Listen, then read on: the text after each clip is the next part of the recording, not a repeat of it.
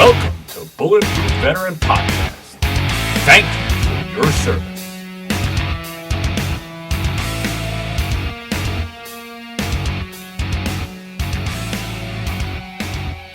All right, everybody. Welcome back to Bulletproof Veteran Podcast.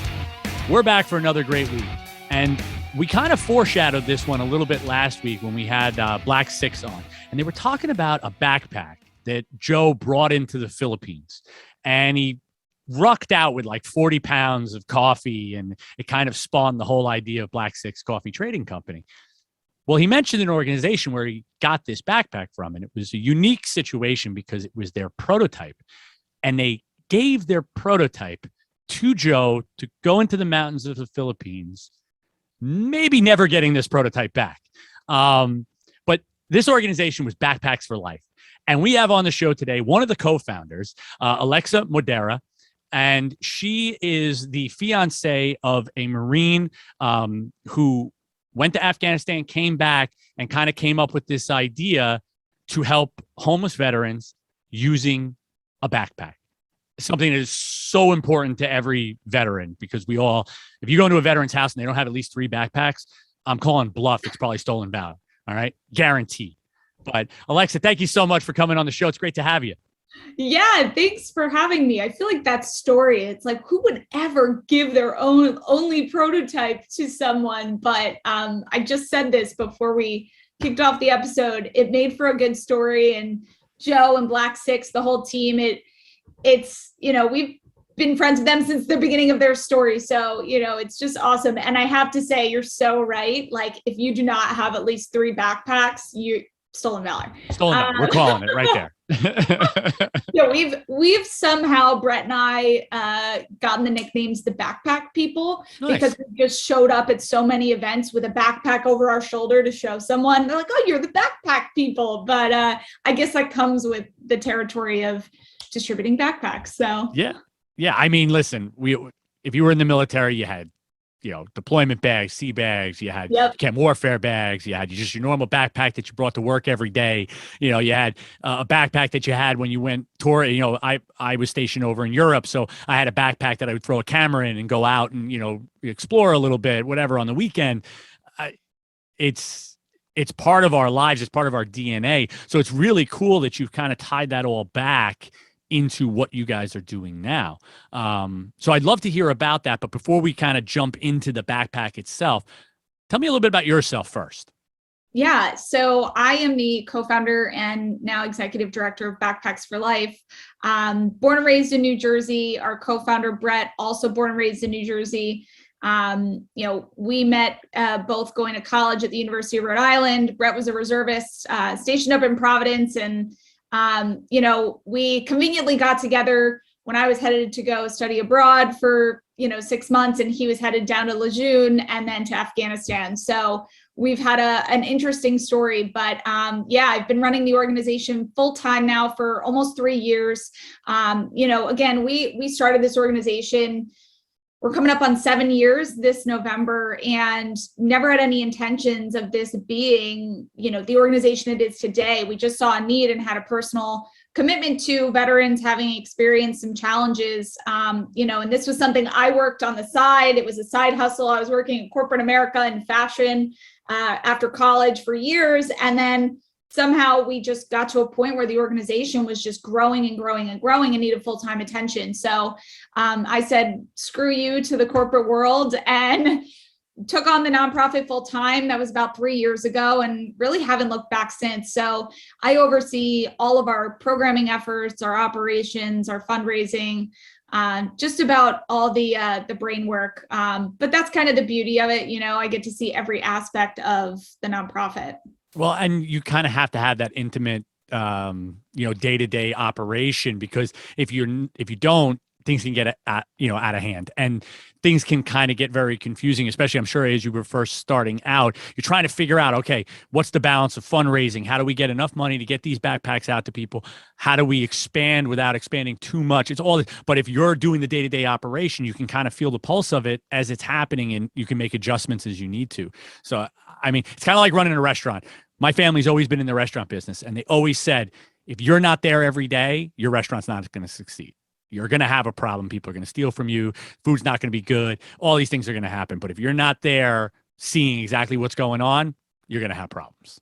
Yeah. And I think, I mean, to get all punny here, we bootstrapped this from the get-go. Like we were super in the trenches. We were boots on the ground, doing all the outreach work to really understand the people we were serving. And I think that's what's led to, and I hate to say the word success, but it's led to the success of the organization because, I hate to say that we are successful when working with homeless veterans because we hope that we don't have to provide our services. But I think we figured out the formula in how to effectively serve them better than some of the other organizations or programs that are out there today.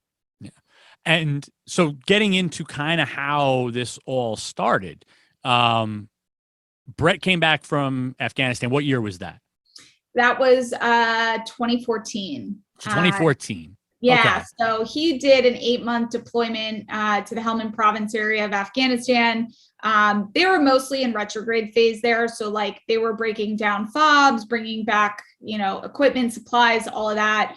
Comes back home and he was a reservist. So he activated, volunteered to go, came home and we, I kind of just mentioned, gotten together as a couple right before his deployment training started. So I had no idea what I was getting myself into as a spouse. I just said, yeah, let's do this. But on the flip side, Brett came home and it was just this complete confusion of, okay, I was a reservist. Do I go back to college? Do I stay in the Marine Corps? Do I go out and try to get a job? But how should I get a job? Because I'm a machine gunner. What should I do in the civilian world? And it was just, we liken all of these problems that you hear, and this is something unfortunately that a lot of veterans deal with, is like you get trained so well to go overseas or fight where you're fighting, but when you come home, it's kind of like you're left open-ended. And that was something that Brett experienced almost at the get-go of returning. This was January of 2014. And for myself, just struggling, feeling uneducated, not really knowing how to support Brett in his challenges. And this is both dealing with mental health challenges, physical health challenges, and just his overall purpose. And that is really what Brett today will tell anyone, is that he felt a sense of purpose was just gone. So like, yeah, I mean, you know this very well. Like you are a highly decorated, uniformed person of importance. And then when you come home, that all kind of goes away and you're just supposed to get back to your normal life and not flinch. So, it was a extremely challenging time for Brett and for I, and to just see him go through this, but it was actually just one random day, again, he just arrived home, dead of winter. We're based up in Rhode Island, and Brett's on medical hold. So he's reporting to the Newport Naval Base in Rhode Island for doctor's appointments. And he's on his way into a doctor appointment one day. And he sees a gentleman on the side of the road and he's holding a sign that just says, "Homeless vet, please help me out." And he's like, I should do something. I'm not really sure. So he pulls a U-turn, goes back to his hotel where he was staying and grabbed his backpack from deployment, filled it with some like fresh new socks he had, some warming layers, brings it to the guy, goes to his doctor's appointment. He doesn't think much of it, but a few days later, again, going in for a doctor's appointment, and that same veteran is in the same spot with a young boy now. So Brett pulls over to talk to him and he's thanking him over and over, saying, thank you so much for the backpack. The son didn't have to carry his books to school anymore. He could actually use the backpack. And the warming layers had been keeping this veteran's wife warm, and she was sick at the shelter they were staying at. So, it sounds so cheesy and cliche, but it was really this aha moment. And I remember it so vividly because I get a call from Brett, and, every call every day was, I didn't know what I was going to get on the phone. Was Brett going to be dealing with something in some capacity? But when he called me after that encounter, it was like this, hey, I have this incredible idea. I just gave this backpack to this guy. And what if we, gave backpacks to veterans as a way to like, let them know they're not alone. And that was it, right? I said, yeah, sure. And, like any Marine, they all have crazy ideas. So, but just that excitement in his voice that you probably latched onto, because he was all of a sudden, he was like, wait a minute, I could do this every day. Like I could give a backpack to somebody every single day. Yes. And it was also this sense of Brett feeling like, oh, I'm not alone. It takes a lot of courage as a veteran to show weakness or show that you need help. And I think over the years, it's gotten better and it's become more of a publicly talked about topic. But at that point, Brett was like, wow, there's other veterans out there who are struggling like me. And for the longest time, it was hard to even admit that. So when he gave me that call, it was just, I hadn't heard him talk like that in months. So I was like, let's do it. Like, whatever this means, let's do it. Fast forward a couple of months, we start poking around, getting to know who the veteran service providers are in the Rhode Island area. And we started GoFundMe, and we raised like $3,000. So we're like, great, families and friends donated. This is awesome. Let's buy some backpacks. So we buy what we thought were going to be top-notch backpacks. And this is like a humbling moment for us, because we ordered these backpacks and they were reasonably priced. And when they arrived, they were like these neon green, like thin, papery, like upgrade of toilet paper, not even a drawstring material backpack. And we're like, okay, we're just going to make it work. And it was a starting point. So what we did with those backpacks, we filled them with toiletries. So like all your shampoos, soaps, hand sanitizers, we did stress balls, and then resource information. So it was this janky, and every veteran that got a backpack that first time we handed them out, which was in Rhode Island, they were like busting. The backpacks were just breaking. And it's such a funny story to relay now, knowing that we've developed our own backpack, and like, it was a starting point though. And right. It's so much of the backpack is physical, yes, but so much of it is like the subconscious, right? Like when you are on deployment or you're in the military, you live out of a backpack, right? Mm-hmm. And we liken that now to, if you give a backpack to a veteran and it's equipped with all the right things inside, so things to help them in the immediate future. So your toiletry items, your supplies like first aid kit, emergency blanket, hat, socks, gloves, and then also resource information. So things for the long term to kind of help them get back on their feet. It's one, showing them that they're worth something and that someone cares about them when you hand them a really nice backpack with really high quality items. But two, you're helping them for like their next day, but also hopefully for the next few weeks, months, and helping them get back on track. So it's really evolved into not just a physical item, but has so much symbolic meaning as well. And it's crazy because as you guys just starting out, to think to add that literature in the bag, I gotta say that's awesome that you guys thought that far ahead, because it would have been very easy to just say, hey, we're going to put some clothes in here, some toiletries, maybe a couple gift cards to Subway or something like that. And that would have been awesome. That would have been great. You would have been giving a bag out. The things that they could use right away. But the fact that both of you had that foresight to say, hey, this needs to be something more than just right now. This needs to be a tool to help them and show them that there is a way out, that there's hope down the road. To do that early on is pretty amazing. I want to say I'm surprised, but it just shows that you guys were in the right place at the right time and knew what you had to do. Yeah, and I think again it came from our personal experience, right? Course. So Brett was going through a multitude of different programs, like trying to utilize the VA and the vet center, but also going the more holistic route and trying out things like equine therapy, flotation therapy, and all these different modalities to see what worked for him. And I think for a veteran who's on the streets or in a shelter that we're approaching with a backpack, we want them to know about as many programs and resources that are available to them, because oftentimes I think veterans become so overwhelmed with the fact that there are so many resources out there that they don't even think to look into what might be a good fit for them. So again, the backpack became that vehicle to say, hey, here's some resources that are available to you that you should check out.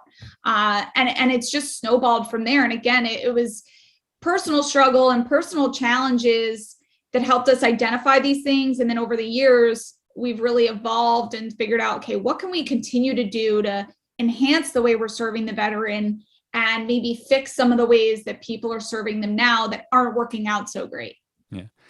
And how long did it take before your Marine said that this bag is no good? Because even as he was packing those bags and you were packing them, he had to be sitting there going, this thing wouldn't last a day in the field. Oh yeah. It was shot. It had to be right away. It was right away. And our first event, we handed out 400 backpacks to veterans in Rhode Island, did the event, saw these backpacks busting everywhere.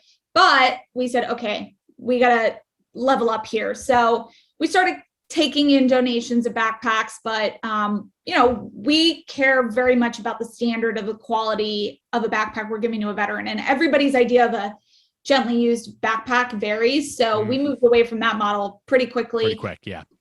Started working with a great company based out of California. They do a bunch of great rucksacks, Sandpiper of California. A lot of people are probably familiar with them. And they were our sole provider for the better part of 4-5 years or so.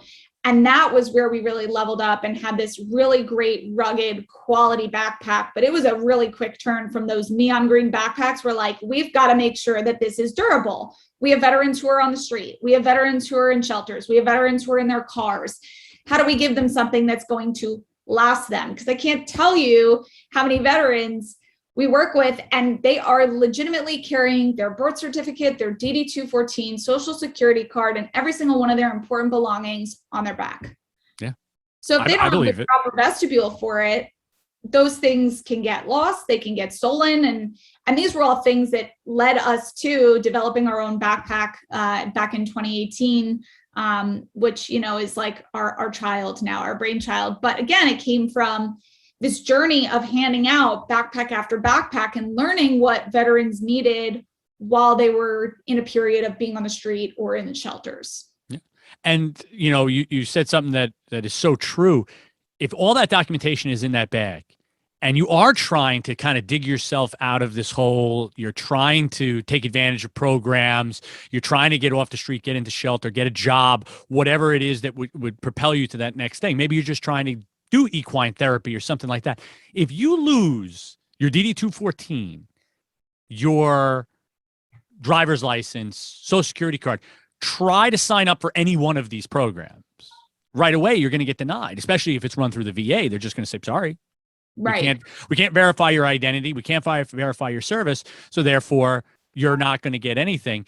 And now it becomes this vicious cycle of now you're back out on the street. Can't help you. Sorry. Good luck. Exactly. And that's one of the things that we consider as well. And when we're serving a veteran, we want to help them continue to move that ball forward. Yeah, just keep ticking.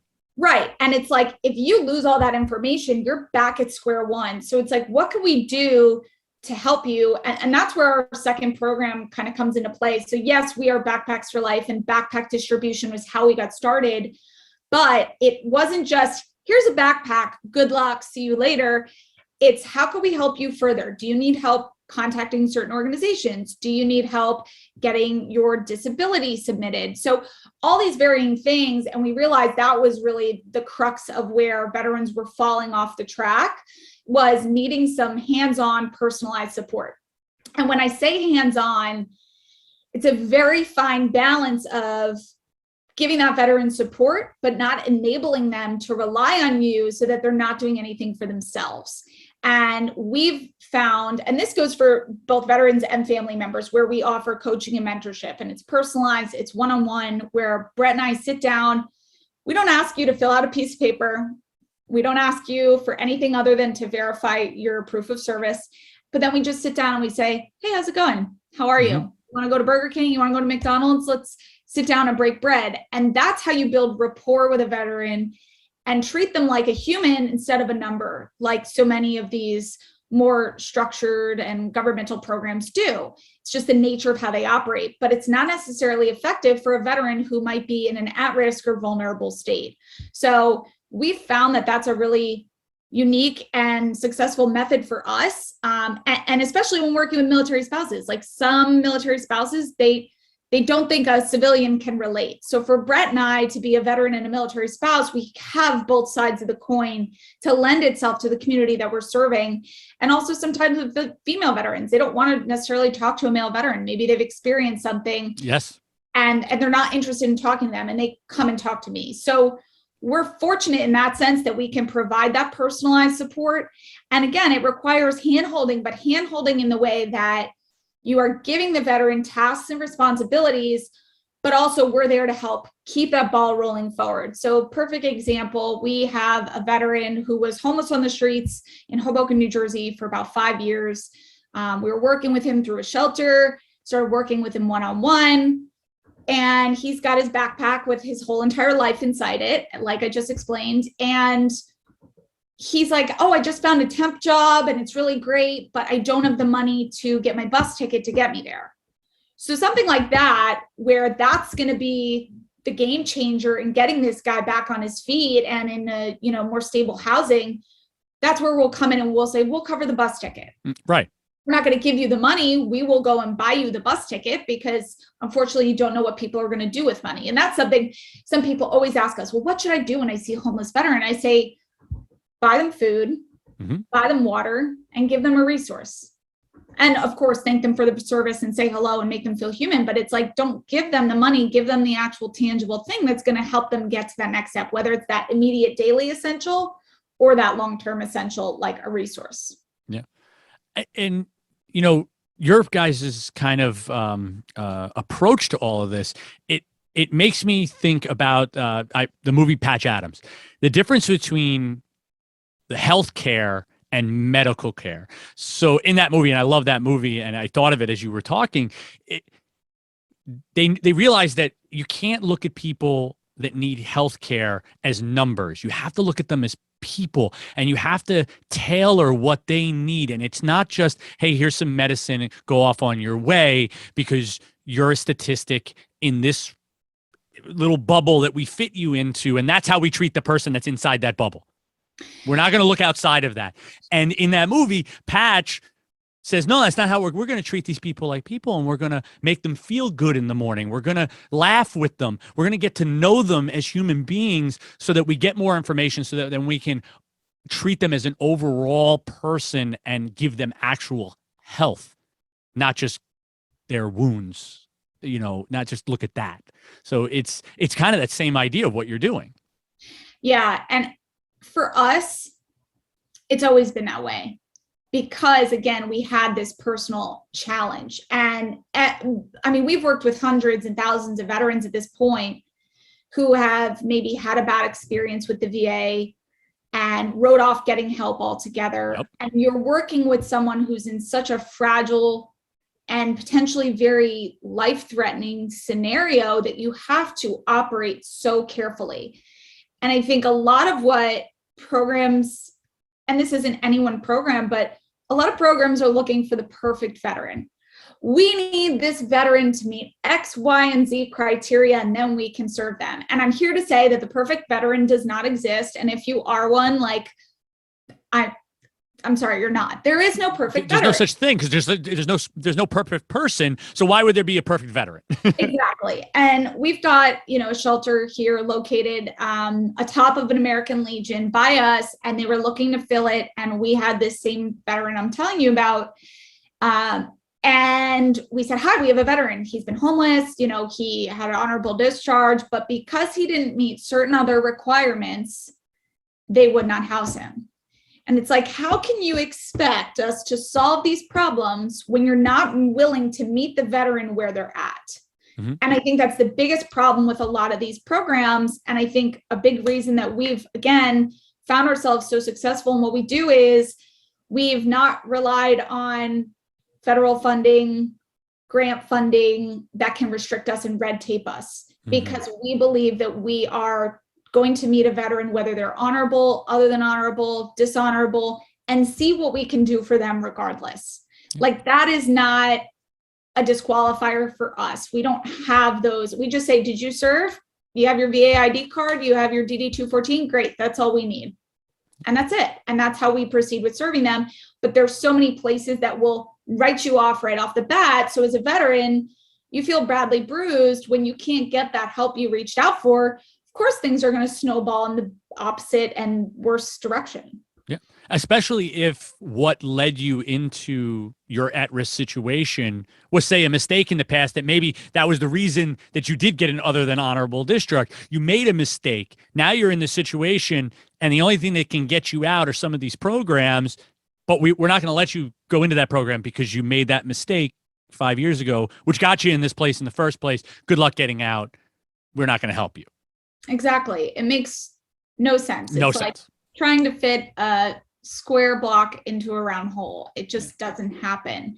And again, it's been understanding that and so many frustrations for the first 3 years of our organization and this mentorship we were offering, that we saw time and time again on the phone with different providers, trying to figure out, oh, you don't meet the income level, you don't meet this level, your voucher only works for this county. And we were like, there has got to be a better way. Like, this is so convoluted. And on top of that, every state operates vastly differently. Completely. I mean, yeah. Even if you go to the county level within each state, different counties will offer certain things depending on the type of veteran you are, and it gets super granular. And that's what led us to last year launching our platform, Roger. Yeah. And I'm glad you brought Roger up, because it's something that I'm really interested in, because it's the perfect solution to this problem. And it goes back to what you were talking about at the beginning of the interview with, there's so many things out there for veterans, but you don't know which one you qualify for. You don't know which one would be a good fit for you. You might even just be like, you know what, there's too much crap out there. I can't figure it out. I probably don't qualify for any of it, so I'm not going to do anything.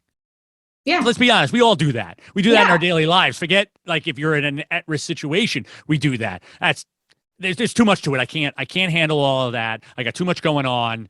I have to worry about where my next meal's coming from. I can't worry about sifting through all this crap. And by the way, if you're homeless, where are you Googling stuff and trying to go through this? You're probably going to get kicked out of the library. You're not going to be able to just sit there for hours at a time to figure this out.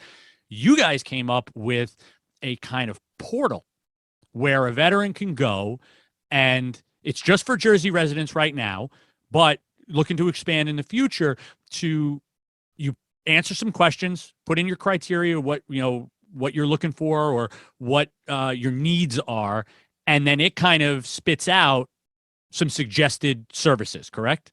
Yeah. So think about it this way. There's over 43,000 veteran service organizations out there, right? And you're supposed to find which one is for you. Yeah. On top of that, there's government programs. There's the VA, there's the vet center, there's outpatient clinics. And then you have private companies who offer free services like free dental. That happens in New Jersey with a company. And 43,000, I mean, there's no way anyone, veteran or non-veteran, would not feel overwhelmed by that process. And for years, we were talking about, how can we streamline this process? How can we make this more effective, where there's a centralized location where all this information lives? And you mentioned it, but we launched Roger for New Jersey veterans. And the reason being, back to my earlier point, everything is different in each state. And we wanted to hone in and make sure that what we created was well built and that every veteran had a great experience there. Because again, if you have a bad experience, how likely are you to return to that program or service again? Never again. Never going to happen. Never going to happen. So when we started out in developing Roger, we spent probably about a year in our discovery phase thinking about the different types of veterans that we serve. So you've got your chronically homeless veteran who might only be able to access Roger at shelter or at a library on a public computer.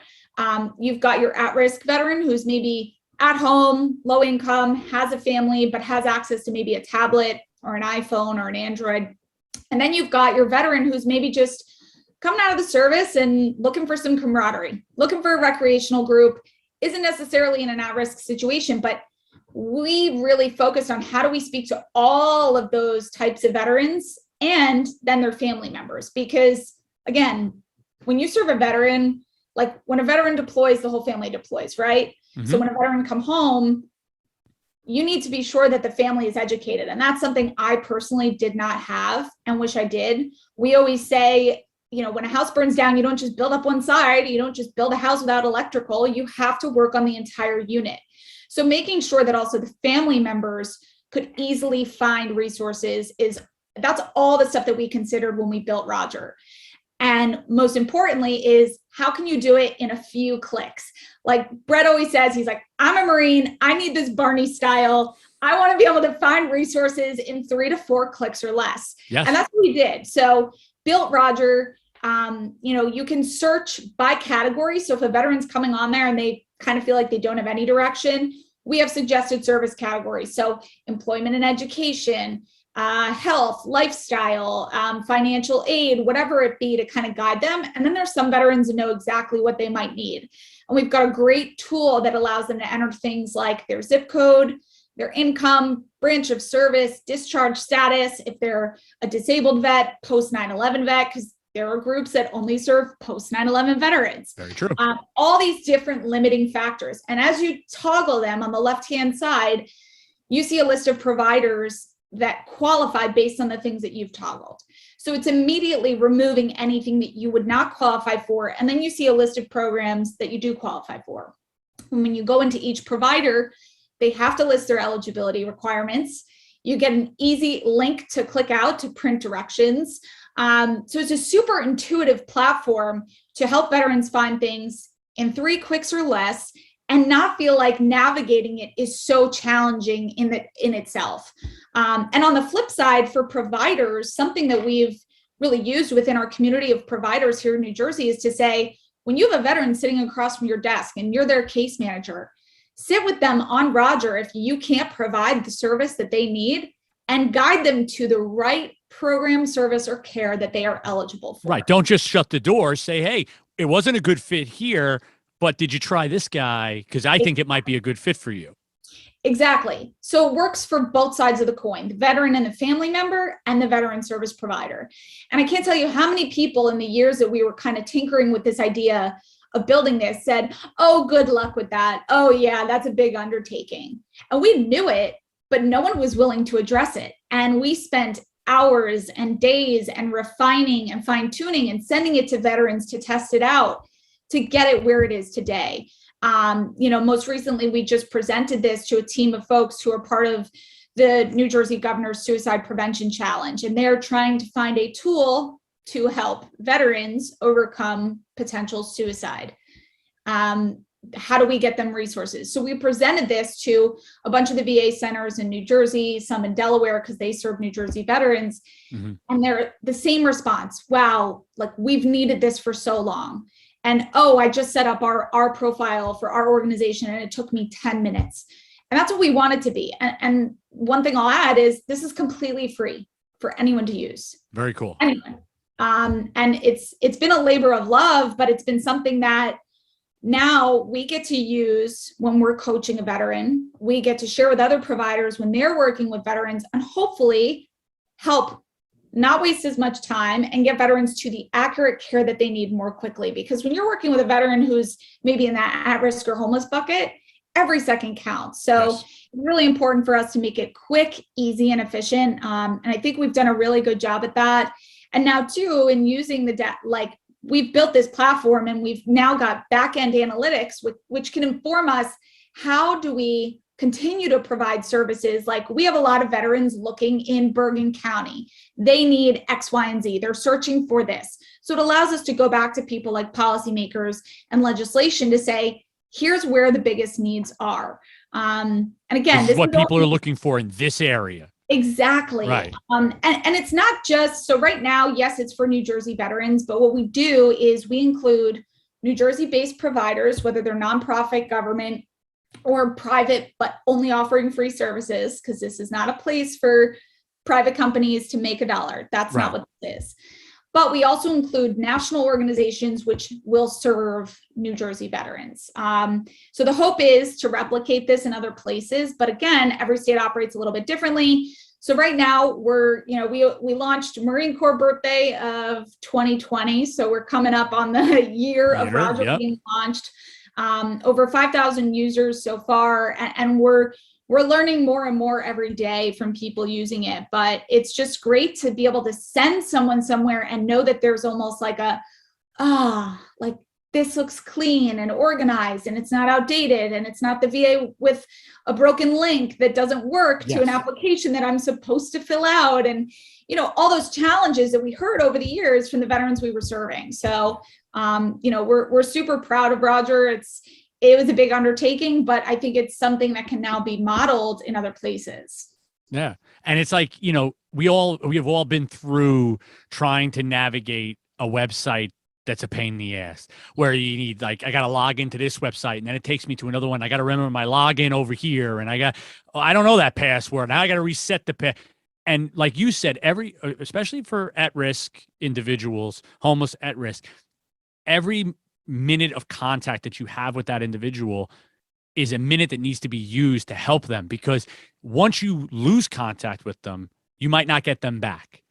You need to maximize that time to help them and show them there are these programs out here. Let's get you into one. Not let's let you go back out onto the street and hope you come back tomorrow to do it again. Right. Because I will tell you that veteran will not come back tomorrow and won't do it again. Exactly.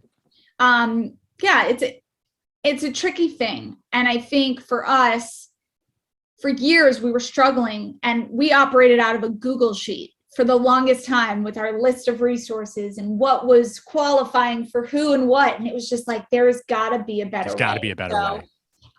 It was kind of just a no-brainer to develop Roger and see what we can do to just keep bridging that gap between veterans and the resources available to them and reducing that time in which they're getting care. Yeah. And the other thing that I think that you're doing through all of this, between the backpacks, the services, the mentorship, Roger, everything that you guys are kind of working on, there's this recurring theme, at least in my head as I listen to you talk, there's this stigma of like the broken veteran that can't be helped, that's on the street. You see it in movies, the drunken guy with 3 cigarettes hanging out of his mouth. You just got to leave him and walk past him. He's probably scamming. It's all bullshit. You got to leave him alone. What you guys are doing is you're fighting that stigma along the way, because you're not saying, hey, we're just going to give you some money and it's going to be fine. No, you're not broken. You can work. You can take advantage of programs. We can get you in touch with people that can help with mental illness, whatever you got going on, substance abuse, mental illness. But you're not at this position that we need to coddle you. We're going to give you some dignity and hope and let you pull yourself up through this whole process. And that's what needs to happen. We have to kind of get away from that stigma of let's coddle this person and just give them everything. Because like you said at the beginning, it's not going to work. There has to be, they have to buy into the whole process. And I think all of everything that you're doing, all of these programs kind of piggyback on that theme of we're going to help you, but you're going to do it. Yeah. And that's something we try to reinforce in our outreach. So for every backpack that we fill, there are items that go inside each backpack, right? And how do we get those items? We do donation drives with churches, schools, corporate companies, organizations, you name it. And what we do is we go in there and try to re-educate people on what a homeless veteran is. Yes. And what they think it might be versus what it actually is. Everybody automatically goes, oh, it's the guy on the street with the sign, and he might not maybe be a veteran. And yes, that's the case sometimes. But there's also the veteran that is the couch surfing veteran that's living out of their car, that doesn't have a permanent address. You're technically considered homeless. And it's reframing it, but in a way that people realize that they're human and they need human interaction just like any other regular person does. And we could easily go to a company and say, sponsor us with all your shampoos and your conditioner and donate it. But that defeats the purpose of us going out and spreading awareness and spreading that message of how you can help a veteran, like those things I mentioned, giving them food, water, and resources. It defeats that whole purpose. We could go that route, but we choose not to because we want to broaden people's perspective in understanding what veterans are going through. And then on the flip side, for veterans, they see someone like Brett stand before them who's in recovery, deployed, challenging times when he got home, but is now on the other side and is thriving because he went through some really hard times, but was able to find great programs, great resources, and things that helped him in his healing journey. Yeah. And to see a veteran before you, it's almost like, oh, hey, if he does that, maybe I could do that too. Yeah. And it's a shining example of what we want to see happen. The entire community, and I'm not just talking about the veteran community, but local communities, we want to see our people do well, just in general. We don't want to see somebody come home from Afghanistan and go through hard times. But I think, going back to your outreach, I think a lot of people don't understand what hard times might be for that veteran, and they also might not understand what they can do to help. It's not World War II when 70% of households knew somebody or had somebody in their home that was a veteran. It's what, 1% now? Right. I know it's below 10, but I think it's 1% if I'm not mistaken. No, you're correct. So and every people don't know. Yeah. And I think every veteran's story is different. Like, I cannot tell you that one veteran we've worked with has had a similar story than the next. Yeah. Everyone has a different journey, a different deployment story, a different non-deployment story, a different military sexual trauma story, a different housing situation, a different support system, it varies. It's not a one size fits all. And that's another reason we have to be so fluid in what we do and how we serve our veterans. And it's just been, the first 3 years for us in this organization was like getting to know our customer, if you will. And I say that because we're very entrepreneurial in our efforts, because we're like, how can we get fully into the brain of every kind of veteran that comes from every walk of life? And they don't even necessarily know what they need. We just say, tell us your story. And all of that has informed us in what our 2 programs are today, which is the backpack. And I failed to mention this earlier on, but that we actually ended up developing our own backpack. Yep. And that's the one that Joe carried from Black 6.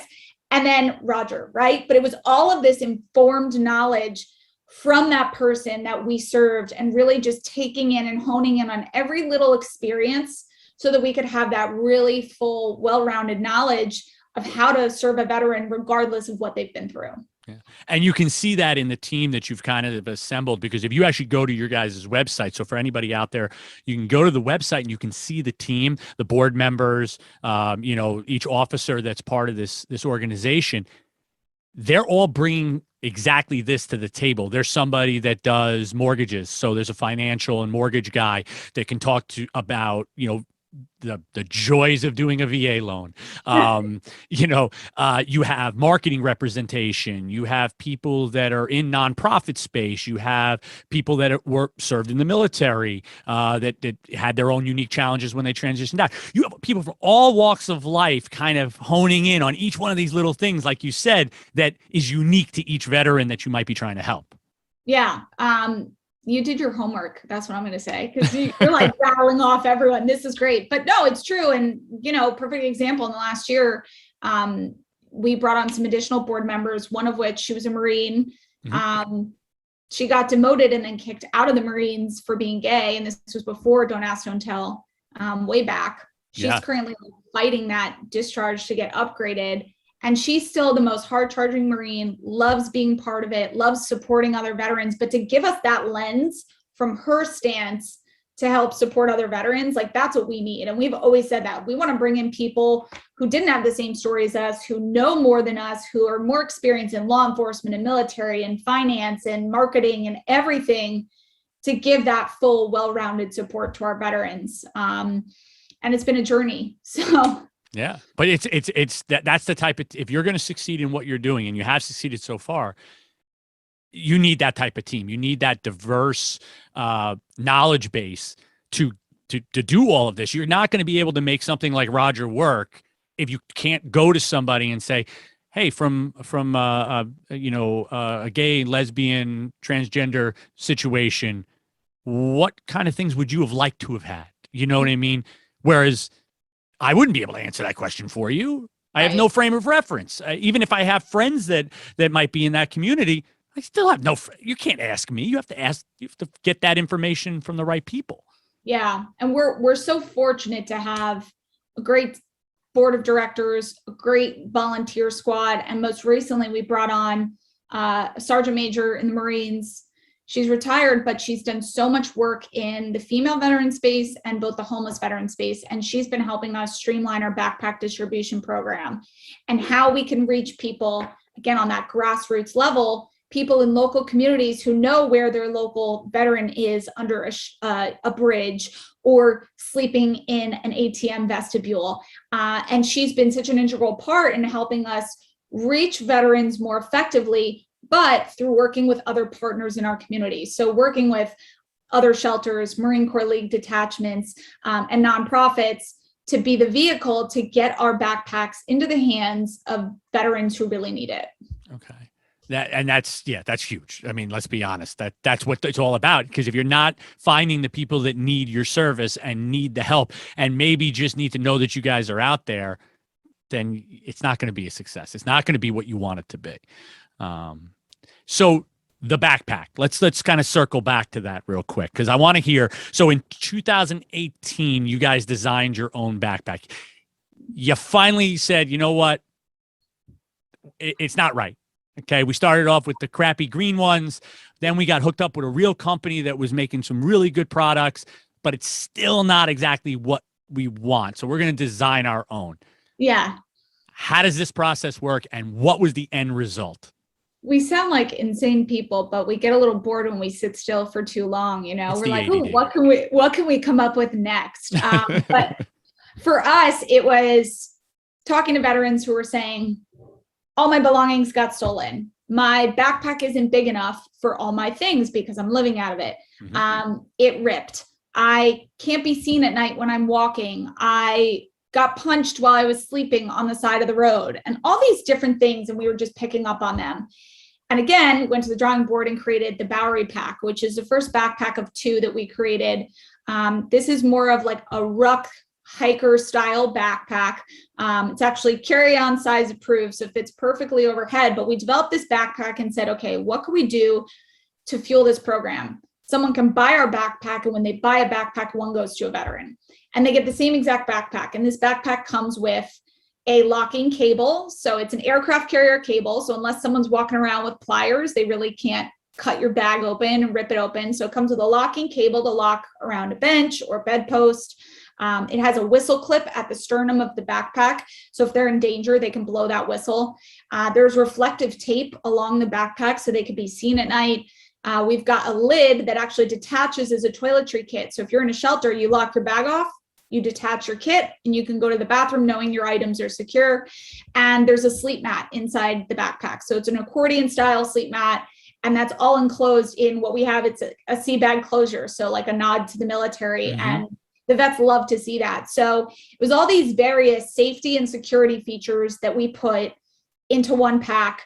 The pack is made out of durable ballistic nylon, same thing that holds SAPI plates in your vest. Like, it's durable, it's rugged. So we built that one, and that's really geared for the chronically homeless veteran. So they're living out of it. They've got just about everything they own in it. And what we realized was there's also this gap and this opportunity for that veteran who's on the brink of getting back on their feet and maybe in transition and not chronically homeless, but maybe just moved into an apartment, just got out of a shelter, and they're going to job interviews, or they're going into a new work setting and they don't have a good backpack to do that. So we created a second backpack called the Urban Pack, smaller in size, but still same durable materials. And it's a roll top backpack. We've got pictures of it on our site. And we actually just placed an order. We've got 3,000, so 1,500 Bowery packs and 1,500 Urban packs coming in. They will be available, fingers crossed, later this fall. I'm not going to say when, because I'll shoot myself in the foot and then totally jinx us. Yeah. The whole point is a backpack can be bought by anyone. And then when they buy one goes to a veteran through our program. So, it's, again, this is where we got this nickname, the Backpack People, but we've just found a way to better serve those that we serve day in and day out, and how to make living on the streets or in the shelter a little bit easier. And everyone's like, oh my gosh, this is groundbreaking. How did you think of this? And we just listened to the people that we're serving and listened to exactly what they needed. And that was it.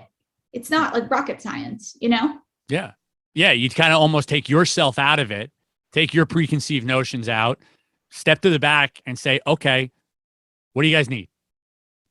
What do you need to do it? What do you need to do your daily life, your tasks, everything that you're going through? And that's what we're going to make.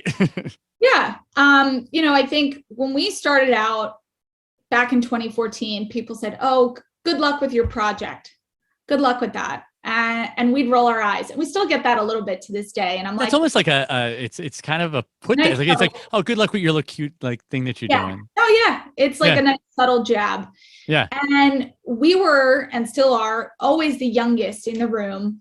You know, we're surrounded by VFWs, American Legions, the DAVs, and we're the youngest in the room by like, I want to say 20, 30 years. But we're the ones that came in and figured out that there were just some flaws in the way that veterans were served. And some of it's just people maybe not willing to go and step outside the comfort zone to come up with something new, or, you know, not taking the time to really like dig deep and understand who we're serving and what they really need. And we were able to do that. And now we've given out almost 9,000 backpacks in 25 states. And Roger's coming up on its year anniversary, and we're working on next step to develop it into an app, you know, in New Jersey, so that if there is a veteran with a phone, they can access it via an app, and make it just that much more accessible. Yeah. And then you could take that information with you. Like you said, if you're getting an address for something or whatever, now it's right on the phone. Okay, I know where I have to go. I could plug that into Google Maps, whatever the case may be, and just go on about your business. Limiting those clicks, going back to what Brett said, I need it in 3 clicks. And it's so true. You know, all of us, if you get, you're almost bored after the 3rd, 4th click. You're like, I'm not looking anymore. Yeah. You know what I mean? This is too much. That's the way we are, you know, and it's silly to just dismiss that and be like, well, people shouldn't be like that. Well, they are like that. So why would we not service them that way? Yeah. And we had a lot of naysayers along the way, but we knew in our gut, and we knew from hearing from countless veterans and spouses and family members and what they needed. And we just took action, and we didn't take no for an answer. So yeah, it's been pretty wild. Again, like, we started this out of just passion about feeling like Brett had a purpose, and feeling like I had something to give back to other people who were not as educated like me in that spouse role. And now here we are today, 7 years later, with a full 501c3 organization. And it's mind boggling. You know, I kind of said this before. It's like, we wish we didn't have to do the work that we do, but we love doing the work that we do. Like, interacting with veterans at events, like, they're the most generous, appreciative people. Like, when you give them a backpack and it's filled with like Bombas socks, like, that's one of our donation partners. And then all these great toiletries and a reusable water bottle and beanie, and like, their faces light up. And like, that's all we need. That's like, we're like, you know what, if that's the only touch point we have with that veteran, and we hope we continue to work with them, but if that's the only touch point we had, we at least know that we made them feel like a human, and we made them feel valued, and gave them something to help them both short and long term. Yeah. And you guys are doing a great job with networking and getting in touch with other organizations and kind of bringing everybody together. Just people that have been on this show that I've seen that you've interacted with. Veteran Woodco made some stuff for you guys for your golf outing. You've worked with, obviously, Black Six. You just did the Ruck operation, and Vest was there. Stefan and Jenny were with you. You've done stuff with my brother Vinny, who came on this show when we were in our infancy. I think they were like, I want to say our first summer she came on, and it was awesome. It's still to this day one of our most downloaded episodes, because she was amazing. Awesome. Paula's like one of our first supporters. Yeah.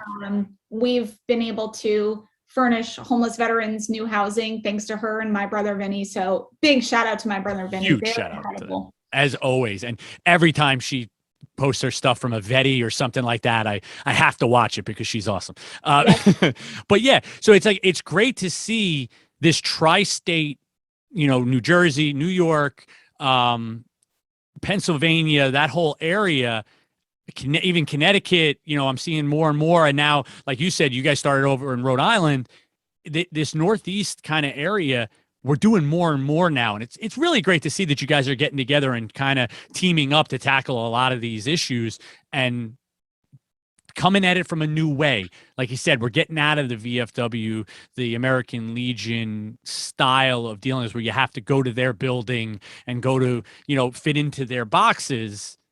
We're getting away from that now. And I think that's where we need to go. Yeah. And something we're very much about, like, if someone else serves veterans, we're like, awesome. What do you do? What's your program? How can we? I don't care if you do something similar to me. I do not care if you serve a homeless and at-risk veteran. I'm happy you do. I want to know how we can better serve them together. And if your programming is right for the veteran, then I want to send them to you. Like, for us, it's not a competition. And unfortunately, there are some bad eggs out there that make it a competition, but we like drop the ego at the door, and we are all about working with others in the community. And that's how we've been able to help Joe start his coffee company, work with my brother Vinny, and get veterans houses furnished. You know what I mean? So it's not about competition for us. It's all about the veteran. Yeah. And listen, these organizations, everybody's just trying to help. Like I said, even, the VFW and American Legion, I'm a Legion member. I love some of the stuff that they do, but it doesn't fit for everybody. So why not? I mean, I hate to hear them say, well, somebody's already doing this or somebody's already doing that. That's fine. Somebody else can do it as well. Trust me, there's plenty of people that need help. There's plenty for everybody. Everybody needs help. So why not get more and more people out there? Yeah, you hit the nail on the head. And that's something we've seen both in the veteran service space and veteran-owned business and entrepreneurship space. I mean, we've had the honor of getting to know so many great, amazing veteran-led companies who are also like, hey, you do something awesome. We're a for-profit company, but we want to figure out a way to collaborate with you to give back and give you exposure. And it's this mutually beneficial thing. Mike from Veteran Woodco, he's starting up a 501c3 arm of his company. Yep. And he came to us, hey, how can I do this? And we're like, yes, we're here to champion you and help you. It's just a no-brainer. We would never think to do otherwise. Yeah. And his stuff is awesome anyway. Yeah. Oh my gosh. He's a riot. Like, I could sit and watch his Instagram stories and his TikToks all day. He's the most entertaining. And yeah, he just did a beautiful custom wood flag for us to auction off at our golf outing. It came out amazing. It really did. Yeah. Well, where can people get the bags when they come in? We'll say sometime in the fall. We don't want to hold it. Supply is always fun. But where can people get the bag so that they know that a bag's going to another veteran? Where can veterans get information if they need it besides maybe just Roger? But how can they get in touch? And where can people volunteer if they want to help you guys? Yeah. So our website, backpacksforlife.org. You can sign up to volunteer with us, hands-on packing events, donation drives. You'll see we have a separate tab for the Bowery Pack. You can learn more about the pack, watch a cool video about all its features. And then in our BFL shop, you can buy merch. Right now, the backpack is sold out, but you can sign up to be notified when it's back in stock. We're shooting for before December. So keep an eye out for that. And then if you want to check out Roger, it's roger.vet. We actually tried to buy roger.org and roger.com, and some guy was like, yeah, you could have it for 10 grand. We're like, we are all set. We're good. Yeah. We're good. So we have a little flair there with roger.vet, but yeah, you can learn more about our story right on our website, volunteer to sign up for hands-on opportunities, check out the backpacks, all that good stuff. And we're on Facebook, Instagram. Brett's claim to fame is TikTok, although I don't know that we're really, I don't know. That's not for me. We're trying. So be gentle with us, but you could definitely follow us there too. Very cool. Yeah, I'm not. My wife watches the TikTok videos. I have not gotten into that space yet. It's not for me just yet. It's a beast. Yeah. I can get the creativity of it all, but we've got a really strong community on our Facebook and our Instagram. So you can always check out what we're doing, events, all that good stuff there. Very cool. Alexa, I can't thank you enough for coming on the show. I've had a blast talking to you. All of this stuff, it's amazing information. And I hope that people out there, two things. If I get anything out of this interview, and I got a lot out, but the two things that I hope people get out of this interview is help the person next to you, just like you guys did, just like Brett did on that street as he was driving to his appointment. Don't just drive past people. Try to drop the cynical side of life, which we all have in us. We're Americans. We are cynical. It is life to us. Okay. We're like, it's bred into us. Try to drop that for a little bit. When you see somebody, maybe don't worry about if they're scamming you or not, because even if they are, they probably still need your help. So stopping, my wife does it all the time. She'll go in, she buys a sandwich for somebody, comes back out of the store. And for the longest time, I was like, hon, I don't want you doing that. I'm worried about you. But that's what we should be doing. Yeah. We should be doing. You should be stopping and getting that backpack together and giving it, because your husband didn't know about that kid that needed that backpack. He just saw the veteran on the street, didn't know the backstory, didn't know anything, didn't know where that was going to go and how much that was going to help the clothing for the wife and all of that. That's the first thing. The second thing is that you got to shoot your shot when you have the chance. And that's exactly what you guys did. When you had the opportunity to come up with your own idea, something that other people weren't doing at the time, you did it. And so many veterans kind of need that kick in the pants. If you have an idea out there of how you can help people, just do it. Look, 7 years later, kicking ass. Yeah, the backpack people we're on a roll. We're not stopping, that's for sure. So thank you so much for coming on the show. I've loved having you on. I can't wait to see what you guys do in the future with Roger and everything. And, all the keep calling you the backpack people when I see you at events. I love it. Thanks so much. It was awesome to be here. Thank you. I really appreciate it. You have a great day. You too.